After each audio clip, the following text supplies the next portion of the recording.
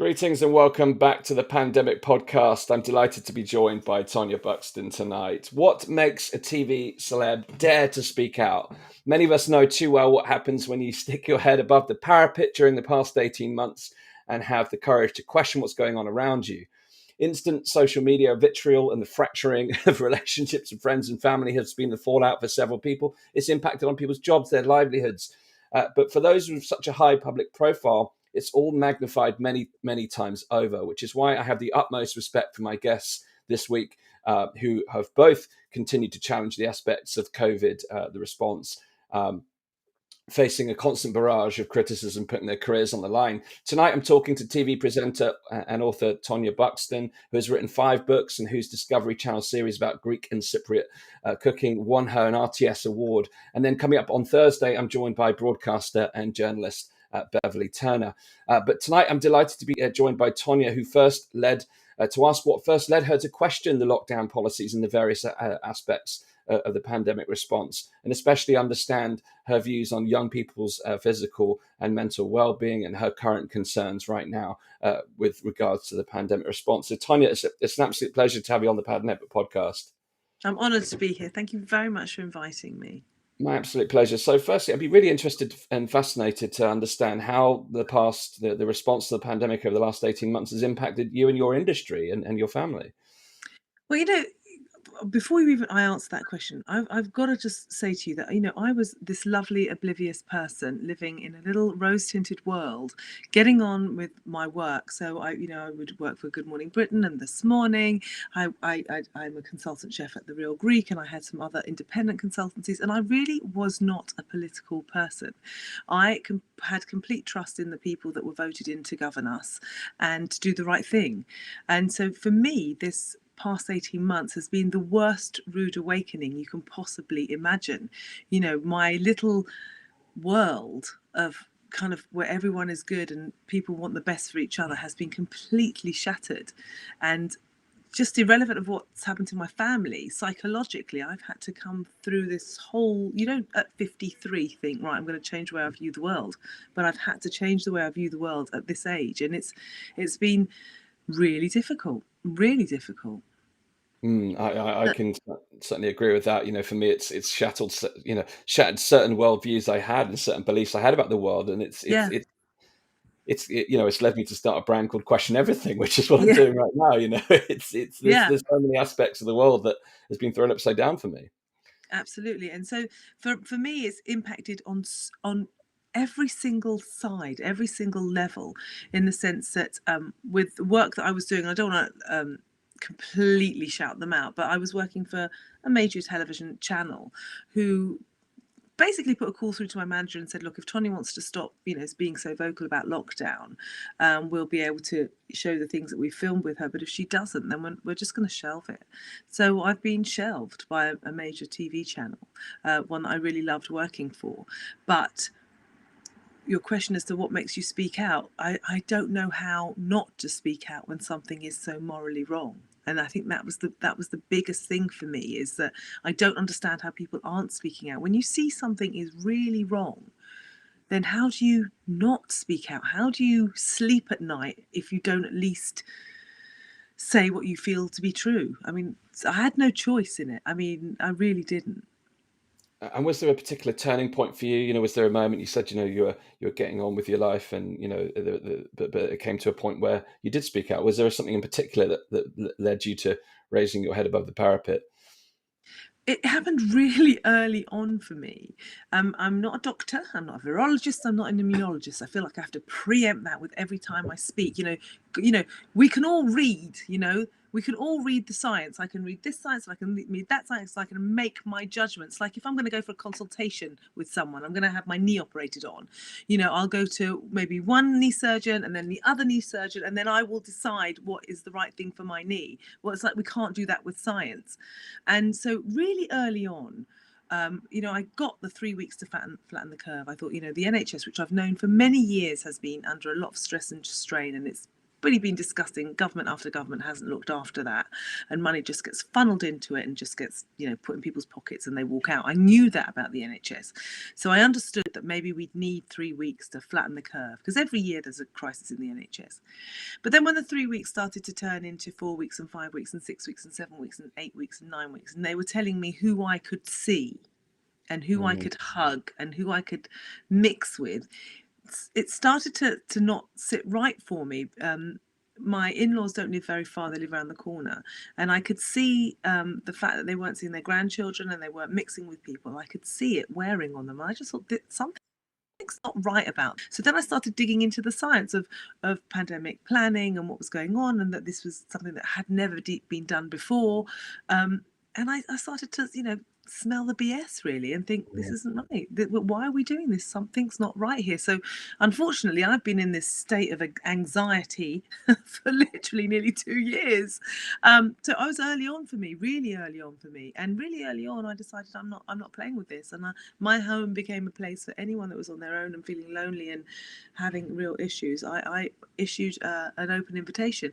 And what surprised me is that some people who I knew really struggling on their own, people whose parents live or family live out of London and they're living in a single room in London on their own and with no external space, they would shout at me saying, "Oh, don't you care about life?" And I thought, well, I do care about that. That's why I'm inviting you to come and have dinner at my house so you see other life, and if you think that I wouldn't put my in-laws and my family first, then you're nuts.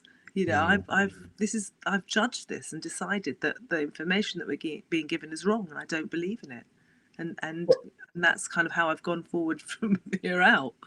Well, good on you. I think that the campaign of fear created the conditions where people were presumed sick until proven healthy. And I said I put something out last year. So how many days of consecutive health have I had, whereby my friends and family are also completely healthy, yet there is this invisible thing that none of us have at this given moment have, but there's create this illusion that you're sick and that you could pass on this deadly virus to people. It just become so concerned that so many people who were just perfectly healthy were unable to go and spend time with their loved ones. And actually, as a result, so many people have lost elderly loved ones that they never got to say goodbye to. People have missed, seeing their grandchildren growing up, all kinds of. It's continuing now. So we are, one of the things that really got me shouting is that my mother-in-law, and she's in hospital again at the moment, she's a lockdown collateral person. So she ended up with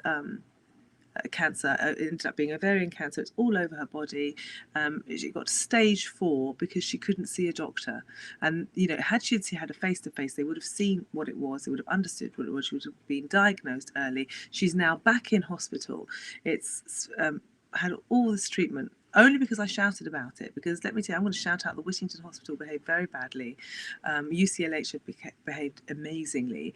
And so she's got the treatment she needed. But she's back in hospital now. I don't know when we're going to see her again. And she is only allowed 2 visits a week. This woman is possibly the last of her life, and she's not getting to see every single day her grandchildren, her children, me.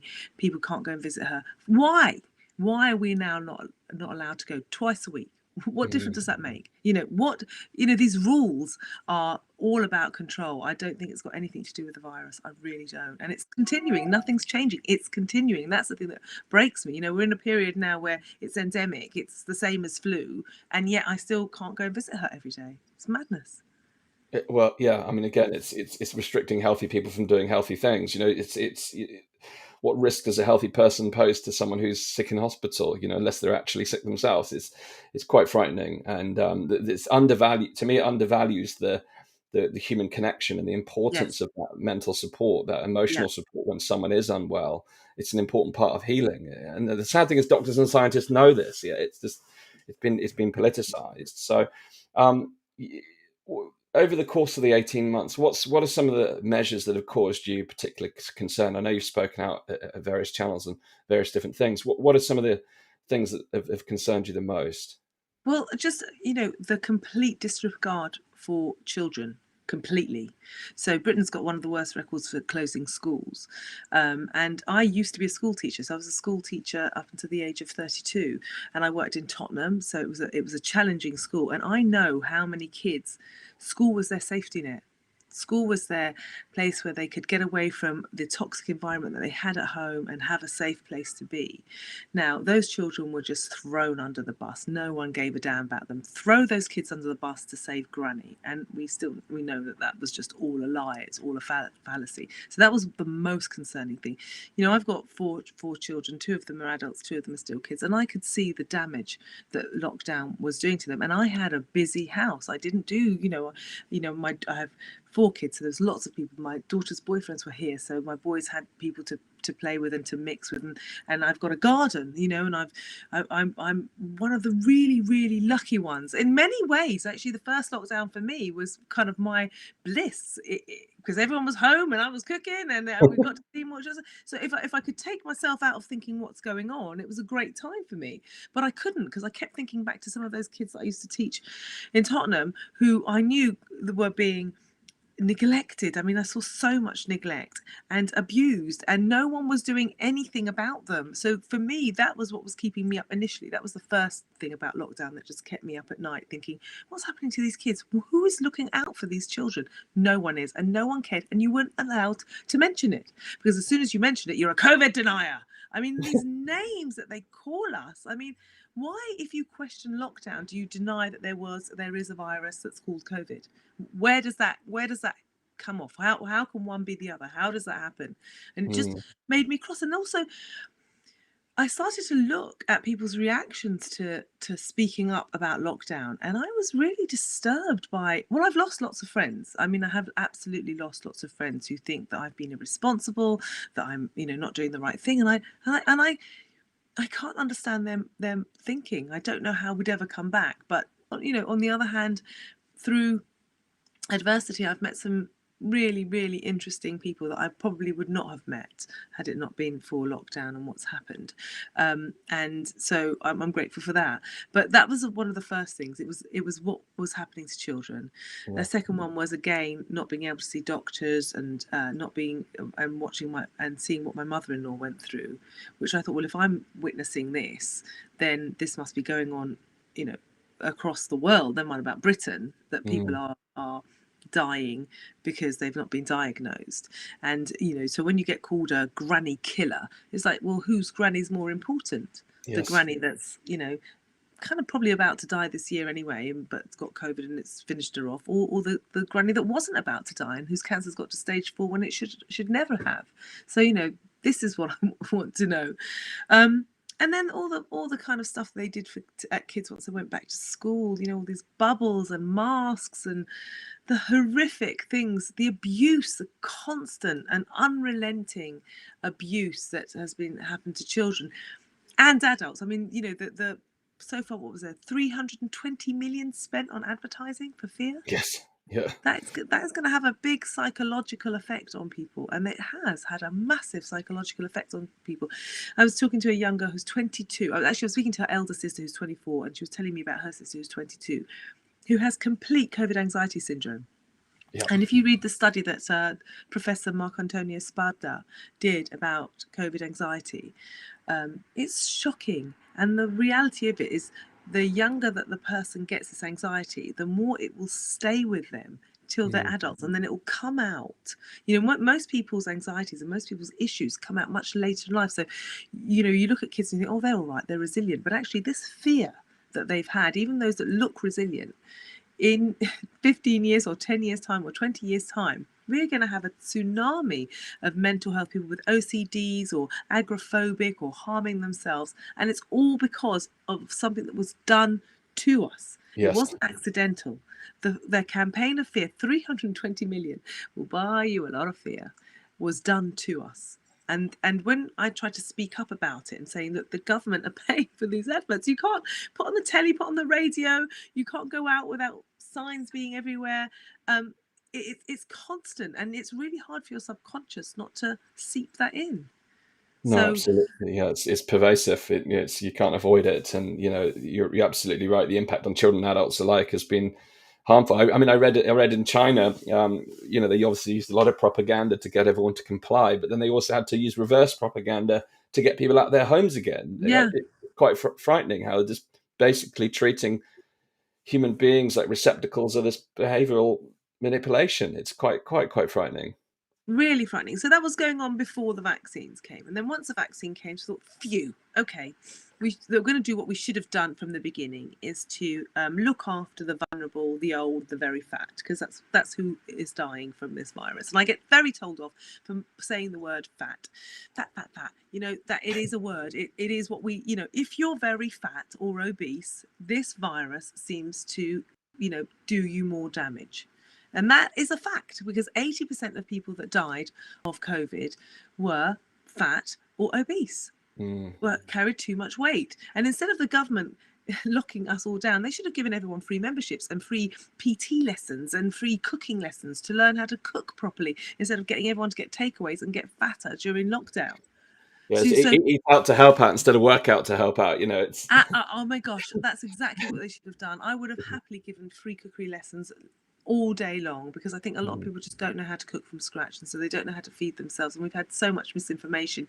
The bad food people, they, it's going on at the moment. They're trying to fortify our water, our food. I don't touch anything that's fortified, because it tends to be zero nutrient, absolutely crap rubbish that they're fortifying and to give a halo to. So you've got this really, really bad stuff that you don't want to put in your system, but they're giving it a halo because they've fortified it with vitamin C or vitamin D or folic acid and all of that, when really you should be eating it through good nutrients, not empty nutrients that have been fortified with synthetic fortifiers. Folic acid it's synthetic. Your body probably won't even absorb it. So all of this is going on, and it's unrelenting. But up until when the vaccines came out, I thought, okay, that's what we're going to do. We're going to safeguard the people that need it. So, everyone who feels that they're vulnerable and need it should go and get jabbed. But then it got sinister for me, and it's continued to stay sinister for me. We're not looking at people that have had COVID. We haven't looked at, antibodies in people.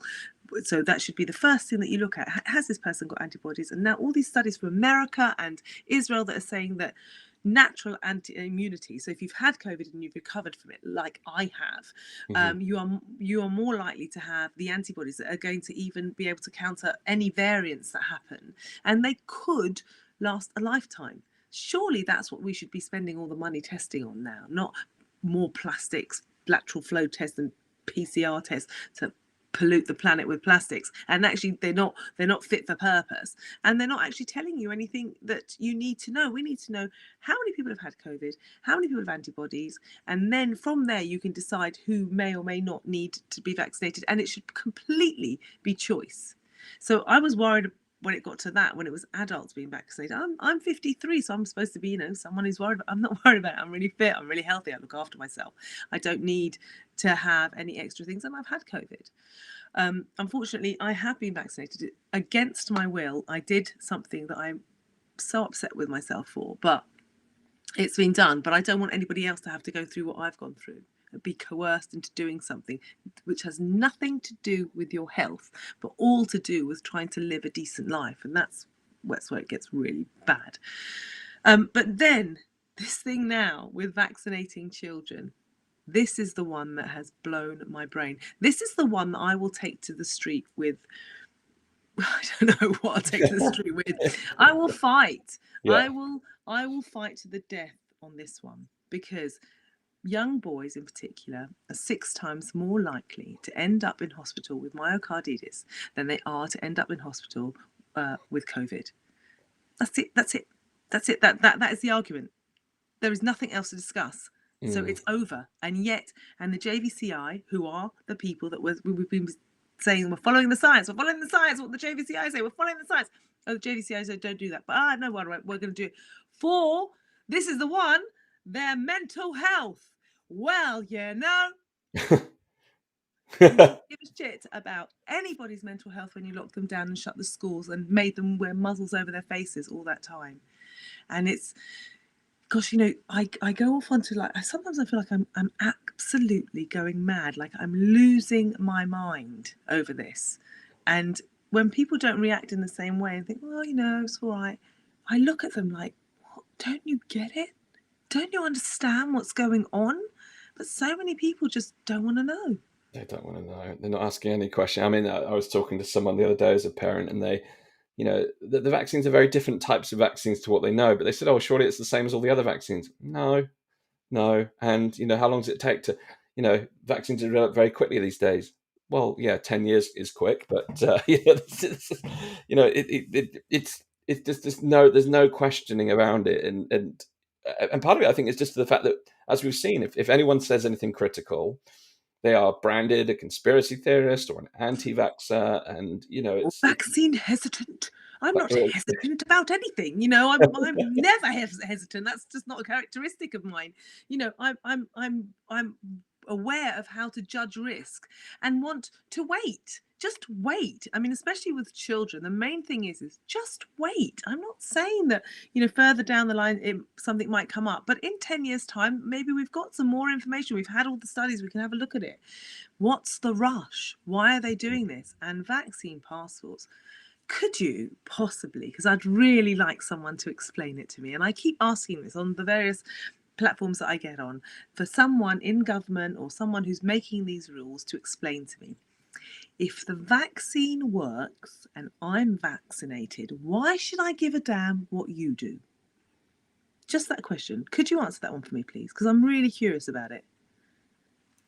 well, yeah, I mean, exactly. But the other point of fact is that the majority of the venues where they're talking about implementing them is where typically young people, they were talking about nightclubs at the beginning, and I, there was an article I read that it's not cool to go to nightclubs after you're 37. It's like, well, I don't care if it's cool. I That's don't want rude. I don't want it to be. I don't want that to be made a choice. I make that decision, not the government. But as it stands, people are effectively going to be shut out of certain parts of society. I saw a video earlier today in Canada of a couple who spent 30 minutes arguing with the police in the shopping mall, saying that they have the right to eat in the shopping mall as much as anyone else. But we're creating a world where people are being excluded. Well, I saw that. So in Cyprus, because they are a very fearful people, in Cyprus, it's a small island and it's easy to manipulate them, and especially when you go, you manipulate them with their pockets. So what the Cypriot government has done is they've put huge fines on people if they don't check people's vaccine status or their COVID status. So, if, for example, you've got a restaurant and the COVID marshals turn up and you don't have a vaccine status to show them, the restaurant gets fined up to €4,000. Now, this is in a country that relies very heavily on tourism and has been obliterated. They've not made any money during this whole period. So I feel really sorry for the people who are having to police this, like the restaurant owners, the shop owners, the cafe owners. But in Cyprus, you have to show your vaccine status to sit outside and have a coffee. You have to show your vaccine status to go into a supermarket to buy basic needs. Now, I was there and there was an old grandma, and she really was an old grandma. She was the old style grandma, dressed in head to toe in black, and she had one of the old headscarves on. So she was older, and they were not letting her into the supermarket to buy her groceries because she had a smartphone which she didn't know how to use, and she couldn't work out where her pass was on. She'd been vaccinated, where her pass was to show them, and they would not let her in. And she was so distressed and so upset. I was really having a go at the person. They had to hire extra person at the door to check this, really having a go at them. But then I thought, I understand it's not their fault. It was the greengrocers. They did not want to have the fine, so they're manipulating people in such a clever way. I ended up going inside and getting her basic stuff and bringing it out for her. But that is what vaccine passports will do. Your granny is going to want to go to the supermarket and buy bread and milk, and she's not going to be allowed in because she won't have it on her smartphone. My parents can't work a smartphone for love nor money, and so that's what's going to happen. It's going to cause this segregated society for something that's completely unnecessary. If you're worried and you had the vaccine, then you just worry about yourself. You don't, if you haven't had the vaccine, that's down to you. You can't make any difference, because having the vaccine means you can still transmit it and you can still get COVID. So what is the point of this? It completely negates any reason to have a vaccine passport. Not that I would have agreed with it even if that vaccine didn't do that.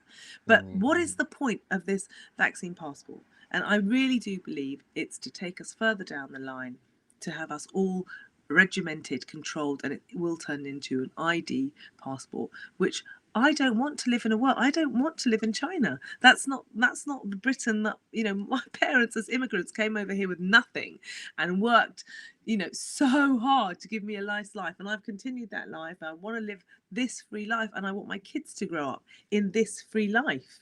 I think it's bad enough with social media. I'm so glad I didn't grow up with social media, because if we didn't want something to happen, we burnt the negatives and tore the picture up. It didn't happen.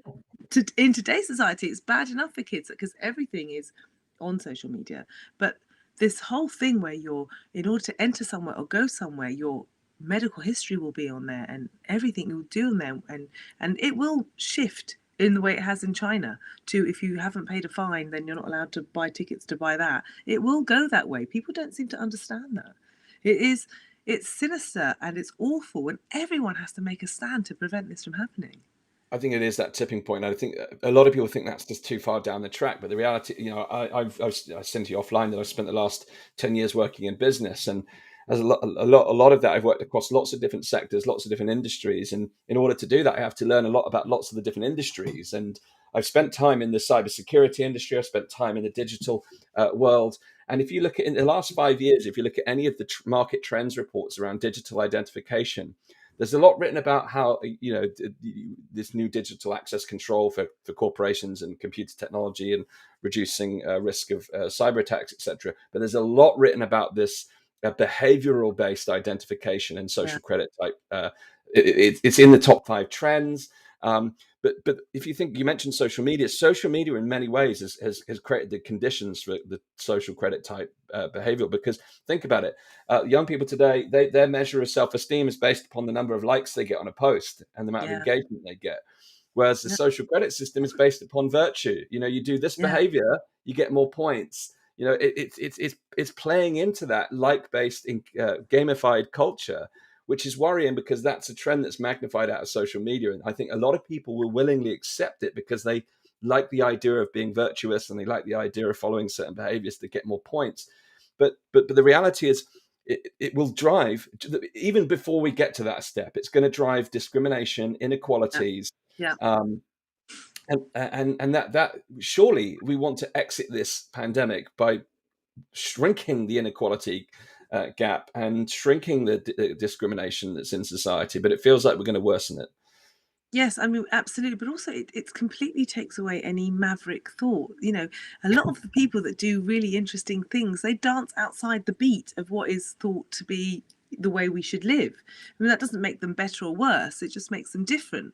And in doing this, everyone has to be uniformed. In order to be seen to be doing the right thing, you've got to do what everybody thinks is the right thing, and that will just strip us of personality. It will strip the joy out of life, and that's the biggest fear of what's so clever about how we've been manipulated. I don't know if you must have heard of Laura Dodsworth's book. Yes, it's been on the show, yeah. And the whole nudge, the way that everything is nudged to make us feel unsafe and have the fear factor. And then we have the fabulous clinical hypnotherapist Zoe Clues, who talks about how our hypothalamus and the way that we're wired is always going to go for safety rather than happiness. So if we're all living these lives that all we're aiming for is safety, it completely negates any happiness, and it negates joy, and it negates what I live for. And people don't seem to understand that. You don't want to live in a world where your main priority is safety. You want to live in a world where your main priority is you find joy in things and happiness. And that's what is so horrifying about what's going on. Yes, I mean, in just 18 months, we've gone. Freedom is now associated with risk, and you're absolutely right. Safety is all about certainty, whereas freedom is all about uncertainty. And under a crisis situation like this, people have a bias for certainty, but we all have human needs for certainty, and there's healthy ways to get those, but there's also unhealthy ways to meet our human needs. And I feel like all those unhealthy ways to actually feel safe, feel certain. I mean, we had a speaker at the lockdown summit that we hosted in July, and one of the speakers asked, "Did lockdowns make any of you feel any safer?" No, they've just made One feel fearful. Everybody Exactly. feels fearful about everything now, and that's the point. The joy of life is missing, and we have to fight to get it back. And it's really interesting that when you look at, so I'm, like I said, I'm not a political person. I couldn't have told you which friends of mine were Tories and which were Labour and which were Lib Dems and which were Green, because it's like if anybody started talking about politics, I was like, oh no, come on, please, let's talk about what we're going to eat next, because that's the type of person I am. But I have noticed in this that most of the people that want to go forward with it are the kind of left leaning, because they want the state to control everything we do. They believe that the state should control everything we do. Hence the reason that they're fortifying our foods and telling us what we and telling us what we can do. For me, that is really sinister. I don't want to live in a state run world. I want to live in a world where I make decisions for my family and what I do and who I see and where I go, not the state. And that's how it triggers on. It starts with adding, I don't know, fluoride in your water, whether you need it or not. Much better thing to do, because I know that a lot of children have really bad tooth decay, and it's one of the main reasons that young children end up in hospital is to get teeth removed. That where that money should have gone is educating parents to get their children to brush their teeth properly, or giving free toothbrushes and toothpaste out at schools, rather than this big hammer bash of putting fluoride in the water, where some people it will affect them negatively. Whatever said and done, that's a fact. But it's the state deciding everything. Look at me, I sound like a politician, don't I? But that's what I've realised, that what's happened during this 18 months is that personal power has been taken away, and the state decides who you hug, who you kiss, who you shag, who you go on holiday, where you go on holiday. All of this has now become part of the state. When did that happen? When did Great Britain become part of some red wall? I don't understand. When did that happen? Yeah, I mean, I was talking with my team earlier today and yesterday with another group of people. No matter what issue we're talking about, ultimately it boils down to state overreach, government overreach, and whether it's lockdowns, but we've whether allowed it. It's permitted it. That's the thing. Never in all the pandemic planning, and this is what was the thing that really triggered me to start looking more into it, because I started looking into pandemic planning very early on, after the 3 weeks to flatten the curve. I thought, let me just have a look recent. What was the WHO's advice? What was our, Britain's advice on if a pandemic hit us? And it never was it lockdown. That's not how we have ever thought to plan. So why did we do it? Because China was doing it. Since when have we lived in the way that China lives? And then we saw Italy did it very quickly, and so the government thought, oh great, we can do this to the people. They're going to fall for it, and that's what I find really sad for me, is because, like I said, up until this moment, up until this has happened, I really thought the people that put themselves up to govern in all political parties were virtuous people who had the people's best interests at heart, and they wanted to do well. They wanted to do a good job for the people. And what I've realised is that's not the case at all. It doesn't matter what political party, whether you're Labour, whether you're Conservative, whether you're Lib Dem, they don't care. All they care about is their own popularity, their own money making with their mates and themselves. They do not care about people. That has been such a horrible awakening for me, because now I trust nothing. And it's not a nice place to be, where you don't trust the people that are leading. The other thing is, I realised they're really stupid. I actually thought that the people that were politicians were intelligent. I thought that to get that job, you had to be clever. But because I've come into touch and dealt with some politicians recently, I mean, God, there's me thinking that I'm not that bright. I'm brighter than most of these people that are running the country. How did they get their jobs? How did that happen? Who knows who, I guess. I think you're right. Old networks. It just seems like there's still a patriarchal boys club that seems to run the show, which is just, I think, dreadful. I've seen all of the cracks and flaws in the political system. I actually spoke to my MP for 20 minutes a couple of months back, and I'd complete lot. If I hadn't already lost all faith in democracy, it just flatlined off the back of that phone call. So you previously weren't political, but you've become engaged politically now over the last 18 months. Has this been a defining change for you? You talked about we've lost personal power, but have you found Yeah. some level of, have you found a different form of personal power in yourself in speaking out?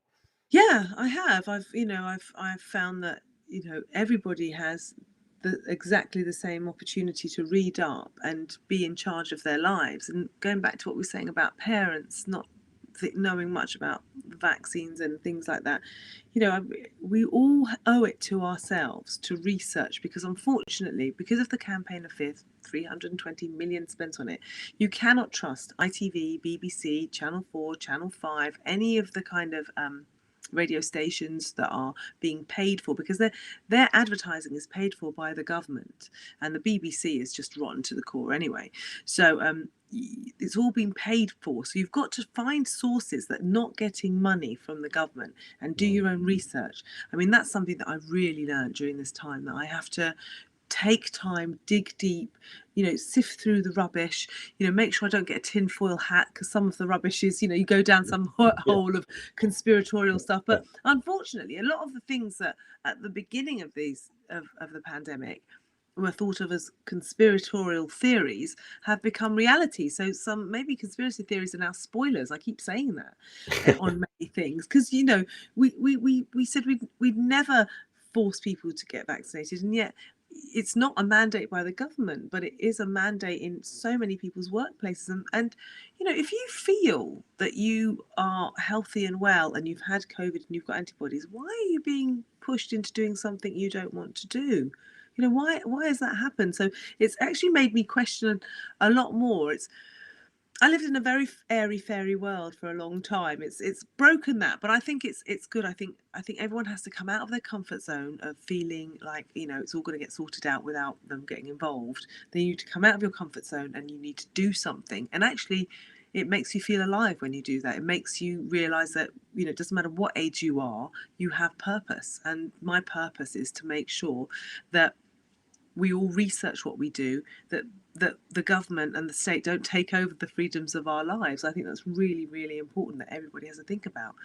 I sound like I'm a soapbox person screaming their heads off, but it's been a massive change for me, and I'm sure it's been a massive change for so many people. I look at what's going on in Australia and Canada and New Zealand and think, wow, how can this be happening? So if it's happening there, I'm not naive enough to think that it can't happen here. Absolutely. I think, absolutely right. I think if things happen in different parts of the world that are culturally different to the United Kingdom, people often think, well, that's a That's different culture. culture. Yeah, Australia, New Zealand, they're similar enough. yeah, yeah. Small islands, um, developed nations. We have to take stock of what's happening. Um, I think what you've shared, you have found a level of personal power through this, but Mm. in speaking out politically, I think a lot of people have great admiration for you for doing that, and having the courage to do that when so many still won't. And I know that health has been a great way for yourself to personally empower yourself, and it's been a big part of your life. But we haven't really seen any discussion of how to improve one's health, have we, over the last 18 months? That's what I find so astounding, because instead of paying people to stay home and buy takeaways, if we didn't have the furlough system and people continued and we just safeguarded those that were really vulnerable, then and spent all that money on educating people, because it's something, Britain has an obesity problem. It's been coming for a very, very long time, and I don't blame the people. I do blame the state to a certain extent, because of the misinformation, because bad food and big pharma work together to confuse people as to what's good for them, and it needs to be stripped all the way back. My advice, and what people should have been going on television and saying, is don't touch anything processed. Don't put anything processed in your mouth, and learn to cook from scratch. It's cheaper, and it doesn't take more time, really, once you kind of get into the swing of things, and it's so much better for you. Even if you're cooking with butter and fatty things, if you cook from scratch, it's still better for you. And that should have been what the government's doing, showing people how to eat and showing people simple things to do. I mean, they shut playgrounds down so kids couldn't run about. The level of obesity in children has risen by 40% during lockdown. And you say that now, but that has ramifications to their health and their life before ever. If you are an overweight adult, you are more likely to die early. You're more likely to get diabetes and heart problems and circulation problems. It's like, once you're overweight, you have just put a nail in your coffin. It is a fact. Losing weight and being of a healthy weight, being the right BMI or ish, is the most important thing you can do for your health. But that was never ever said. It was never said. And then, so again, it's our own responsibility, our own self-responsibility has been taken away from us. That's what they should have been telling people, because there's so much misinformation. They should have cleared all the misinformation and spoken clearly about how you can eat properly, what you can do to help yourself, and we would have had a very different time. Actually, if this had happened in the 70s, even the 80s, we wouldn't have had so many deaths, because people were much slimmer then. And that's just the fact of it. I mean, if it happened in the 40s and 50s, we wouldn't even noticed it, because people were so slim then. Whereas the 80% of the people that died of COVID were people that were overweight. So it wouldn't have impacted us at all. So just those facts make you think, oh, hang on a minute. Maybe the best thing I'd do is not wear a plastic mask that does nothing apart from pollute the earth, not put that around my face, is let me just kind of watch what I'm doing and just try and eat a little bit healthier and do a bit of exercise and make myself well. I think there's been a new again, in terms of behavioral science, the government have associated and taking the vaccine as personal responsibility. But really, the definition of personal responsibility is taking care of your health, because, if you spent the last 10, 15 years of your life eating well, being active, sleeping well, taking care of stress levels, then you are going to be far less vulnerable to this virus and any other virus that emerges. And the reality is, flu will return. We'll see other things circulating in the future, but how many people have actually taken the lesson that, well, actually now I'm going to make the commitment to my health, so that if something like this happens again, I am in a much better shape to face it, no matter what happens. But it's not easy. I don't make it easy. I No, it's am, never easy. if you look at my family and my genetics, we're big. We're big Greek mamas. That's what's natural for me, naturally, is to be enormous. And I'm greedy. So my genetics are large. If you look at all my mum, her aunt, her sisters, my dad's sisters, they're all large. And I'm naturally greedy. I am. I'm a bit of a pig, I drink too much, I eat too much. That's, and it makes me happy. But what I've learned, and I learned that very early on, because I was vain and I didn't want to be too overweight, is that I abstain, and then I have fun. So it's like 80% being good, 20% doing what I like, and that's a great rule. So it's not forever. It's not forever. People say, oh, I can't do it. I can't get my head around it. It's not that bad. And one of the things that I really want to say about nutrition and stuff, if you abstain from something, so if you don't have chocolate cake all week, and you've been careful, and you're watching what you eat, and you're doing a bit of exercise, and that chocolate cake that you have on a Sunday will taste better than any chocolate cake you've ever eaten. But if you eat chocolate cake every day, it won't taste as good. So there is a payback for it. Things do taste better and you enjoy things more. So there is a payback. It's just getting people to understand that, and also just giving them some basic lessons on how to eat and how to cook.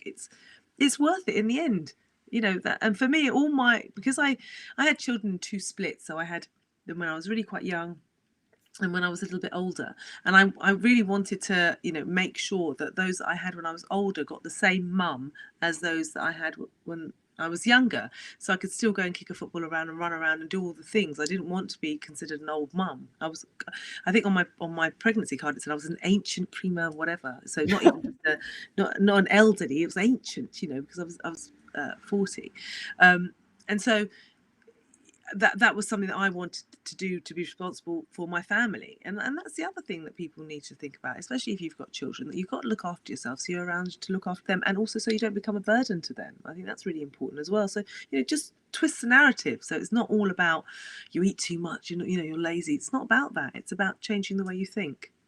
Thank you for sharing that. Now, the last thing for me is, where do you think we go from here? Where do you think what's winter going to hold in store for us, and what do you think we need to do to move forward from this? Such a hard question.